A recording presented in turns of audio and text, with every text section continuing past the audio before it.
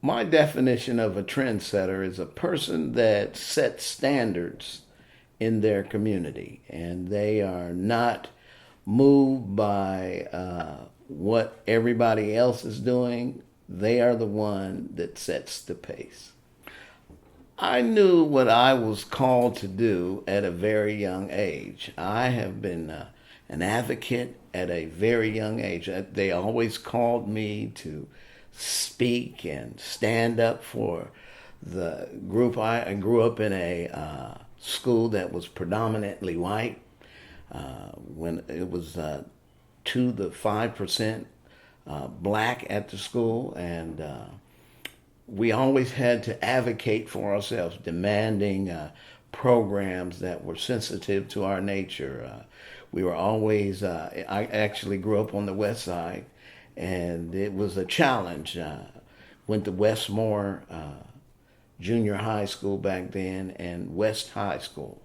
And when I went there, it was a very low number of blacks, and I was always the one that was pushed forward to advocate for us. And I would not back down, and I was always outspoken. So I knew at a young age that I was called to be a leader, a community person, and that was in a small community, the Hilltop area.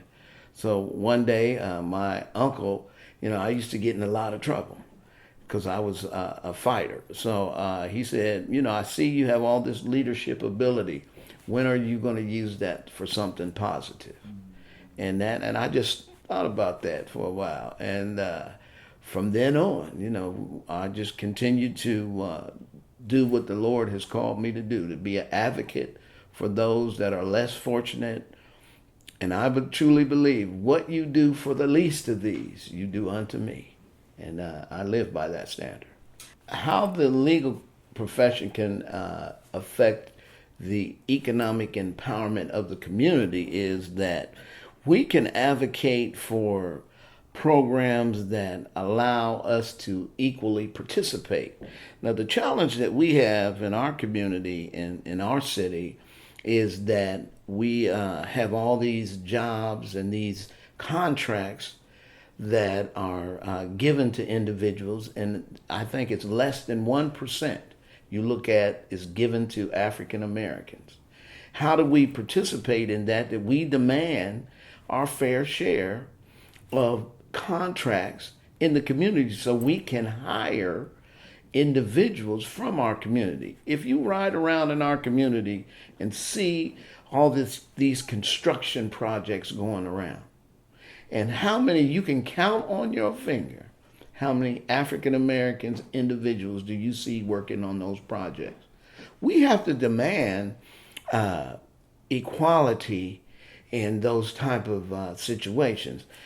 If we continue to allow this to happen, and ask our young men when they see people working in their communities and can't get a job, why can't they participate in the people where they live that are working around them? Why can't they participate? Why can't we demand that they hire a percentage of people that live in the community must work on those jobs? What I would say to the other community is that we, just because we're promoting Black Lives Matters or Black empowerment, it doesn't mean that we are anti-white or anything of that nature. They have always been able to set the standards, to have the power to hire and fire. It's time for us to get our equal share. And they know that we have not had a fair or equal position to advocate and fight for ourselves.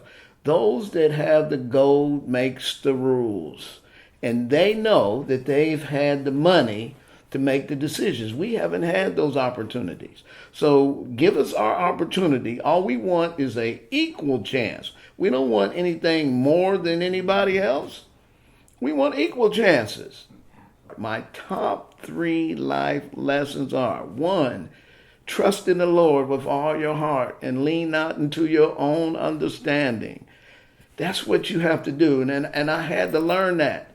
A lot of educated people that I have, have encountered and myself, you think you're self-made. But it ain't nothing but the Lord that has given me an opportunity. I am a steward of people's problems. That's what God has called me to do. And I first trust in the Lord. Second is failure is your best lesson learned. I've failed and I've recovered. And thank God for the failure, because I've learned a tremendous amount. And it's given me confidence because I can handle failure and I can continue to proceed on. And then, like I said, what you do for the least of these, you do unto me. So you must understand we're no stronger than our weakest link. And if we don't live by that, we have problems. See, with this new age, we have individuals that are into me. But I see a movement now with the young folk that are starting to stand up. They're sick and tired of it. And it reminds me of the 60s and the 70s when I was growing up with my afro and dashiki and fighting. That's what I talked to you about. Growing up in a predominantly white neighborhood, in a predominantly white school. I see these young folks standing up now, and they're not scared. And I appreciate that. I love that. If I could share a meal with anyone, it would be my mother. My mother died before she saw me graduate from law school. I was working for the Attorney General's office, but she never got to see me be successful. The little amount of success that I have, she never got to see that. And I would love for her to come and sit down with me. My mother died at an early age. She was in her 50s when she died. And she never got to appreciate the hard work and what she poured into me.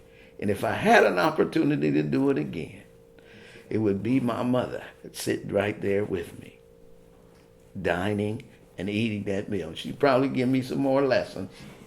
Because my mother was strict, a strong black woman. That's what I love, a strong black woman. And that's what my mother was. I love my legend to be that I was an advocate for the less fortunate. And that I stood up. I was not scared. And I was uncompromising in my principles. And that what I keep telling you throughout this interview, what you do for the least of them, you do unto me. And I want that to be my legacy. That's what the Lord told me I was supposed to do. And that's what I want to do. Well, I appreciate the opportunity. So that's for sure. So we will